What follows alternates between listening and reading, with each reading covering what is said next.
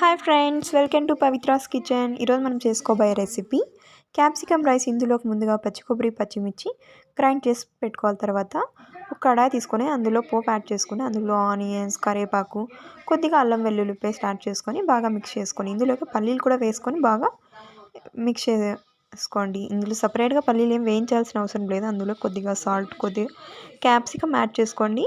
నేను ఇక్కడ 2 capsicum cut చేసుకుని అందులో కొద్దిగా పసుపు యాడ్ చేసుకోండి.